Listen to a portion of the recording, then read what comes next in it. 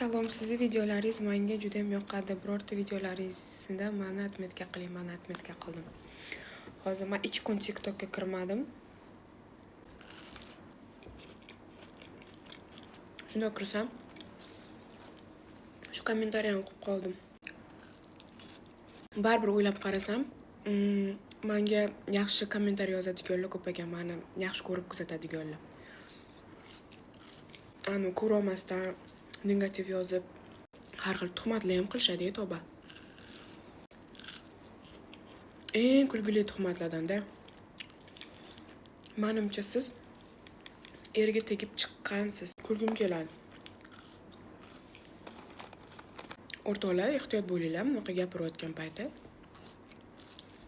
Tilim bor deb har baloni gapirib, har xil gumonlar qilib, birovga tuhmatlar qilib, qachon bolali bo'lasiz? Kimdir erta erga tegadi, kimdir kechroq, kimdir ertaroq tug'adi, kimdir kechroq tug'adi. Endi bu siz ertaroq tug'ib qo'ygan bo'lsangiz yoki siz ertaroq erga tekkan bo'lsangiz, bu degani boshqalar ham erga tegib ertaroq boshqalar ham tug'ish kerak degani emas u. Men bu bilan o'ylaylar.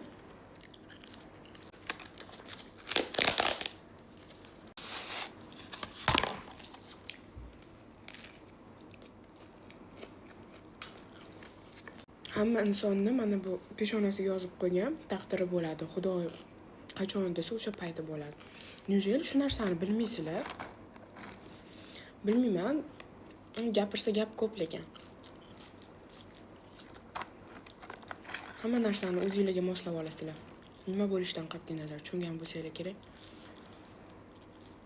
Ja chuqurlashtirib gapirmayman. Lekin men bunaqa yaxshi yozadiganlar juda ham ko'p, baribir negativga nisbatan. Oldin boshida menga endi chiqayotgan paytlarim negativ ko'p yozishardi. Hozir e'tibor beraman. Negativ kamroq baribir. O'sha uchun o'sha men negativlarni menimcha negativlarni o'sha atmetga qilmay qo'yganim uchun, atmetga qilib video chiqarmay qo'yganim uchun bo'lsa kerak deb o'ylayman. Yana bilmadim. Hatto ba'zilariga o'qib qolgan paytim javob beraman. O'sha negativlarni o'ziga bunday yozaman, lekin ularga foydasi yo'q.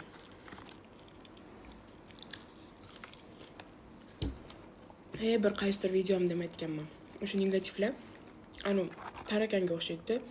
Bu teshidan yo'qotsa, boshqa teshidan bunday chiqib keladi. Parazitlar. O'sha uchun lutchi nima qilaman, shularni atmetga qilib video chiqarib deb yana ularni ko'rsatib, men tarafdan meni kuzatadiganlar borib uni profilini ko'rib, ortiqcha vнимание deb hisoblayman, ular uchun arzimaydi. Yaxshi yozadiganlarga